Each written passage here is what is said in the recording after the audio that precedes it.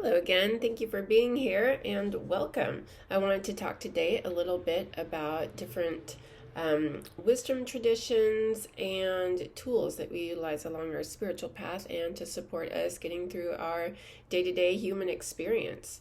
Systems I'm thinking about are astrology, human design, Myers Briggs, different tools like tarot, oracle cards, crystals, and just so many different things, so many different tools that we utilize to support us. So, what has come up for me and what I'm working with, and I thought might resonate with you, is how we can sometimes get locked into these tools and use them in a way that actually ends up not being beneficial for us. Because the idea of these tools is to help us to navigate and help us to break out of constructs and limitations and help us to learn about ourselves and to learn about our energy, but not in a way that creates more restriction and creates more limitation and creates more of a box. It's to help us to recognize our energies and know ourselves and work with them so that we can move beyond the constructs of our minds and our patterns and our energies and our belief systems. They're really, to help us know ourselves, but they're not meant to be used as crutches or ways to build up more walls and limitations and get attached to certain systems of thought that can really box us in and keep us from seeing other points of view, keep us from expanding our minds and expanding our energies and expanding beyond those constructs that we're given and that we tap into. So, for instance, our astrology chart, really powerful tool for knowing our own personal energies. What energies do we come into the world with? These are diving into astrology can teach us so much about ourselves and really help us to understand all the nuances and complications and complexities of how our various energies are showing up and how they're working together, what kind of challenges we might be dealing with, where our strengths lie, really helping us to understand ourselves and tap into those strengths and work with challenges in a much healthier way. The problem comes with when we get attached to those views or systems, when it's like, oh, I'm a Scorpio, so therefore I can't blah blah blah, or therefore I am just this way, so that's what the astrology says and that's what it is. When we get locked into that, we cease being able to grow and expand beyond those limiting constructs. They're to be used as tools to help us to understand ourselves, not to get locked into certain fixed ideas of who we are and how our energy works. So those are to be used as a baseline for understanding. It's what we came in with, but we're not locked into that. It's just like, yes, this is what you're working with, and you can move beyond that, and you can grow beyond that. So it's just kind of a snapshot in time. Another one that I've been working with is human design, which is just hugely beneficial when I learned my type. I'm a projector, and that means I'm supposed to, one of the key points is wait to be recognized and invited to share. I'm here to guide people and lead people really with wisdom I have, and I can see a bigger picture and I know what needs to happen. But the key is I can't just go and share that with people. People need to recognize that I have this wisdom and my ability to guide, and they have to invite me to do so.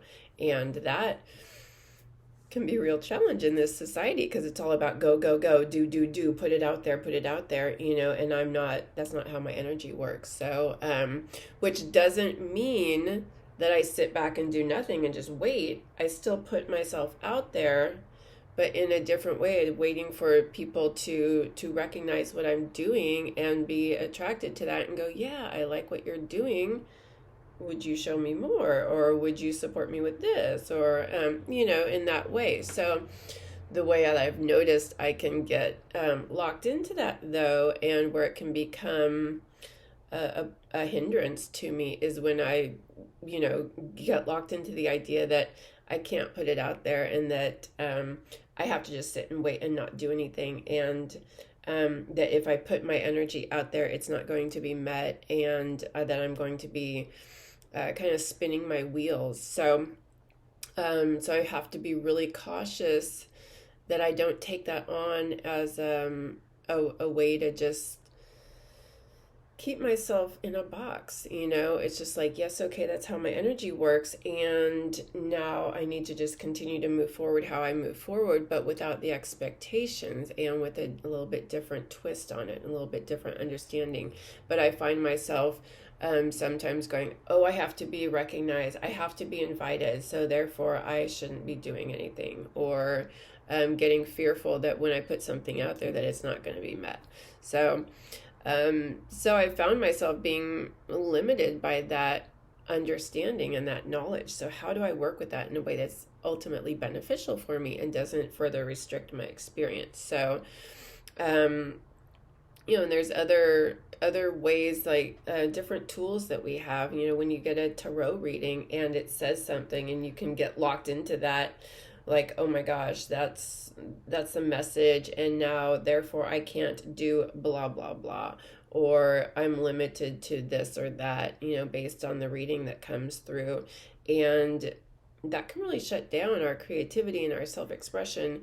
And it's important to take the information and work with it in a way that resonates, but and use it as a tool, but not as a crutch, and not as a box, not something to shut us down. It's supposed to spark our own wisdom, spark our own heart, but we need to be in our hearts and trust that, and not let the mind grab hold of these things and run with it. Ultimately, we're trying to use these tools to come back into our hearts, to trust our intuition, to start learning from those, and to work with the universe, but not to be in the mind and let it just like take control and create more restriction for us. So I work with that a lot, like in my sessions, and skills I've learned with supporting my healing work.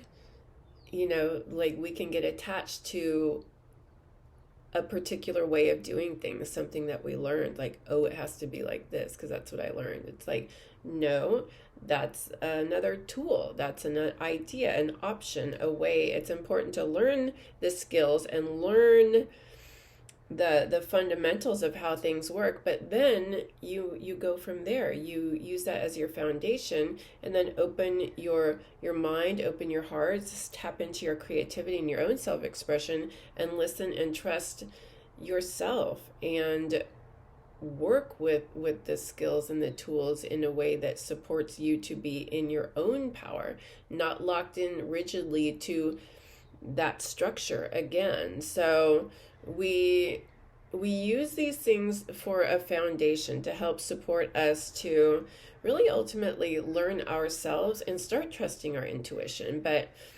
not as crutches and hitches or hindrances. So I just wanted to talk about that a little bit, because it's something that I continue to work with and always do. And it's real easy to get locked into these things, and especially to the astrology chart, that's been a really easy one to get stuck on, and just like, oh, I'm this, therefore that, so, but no, that's not it at all. It's just like, here's what you're working with. So I encourage you to look at anywhere that maybe you've gotten stuck in some of these systems and stuck in some of these wisdoms, and use them where they might be hindering you, where they might be limiting you, and where you are perhaps using them as a shortcut instead of trusting yourself and going into your own heart, and working on improving your own intuitive skills and your own intuition and psychic abilities, and utilizing your senses to really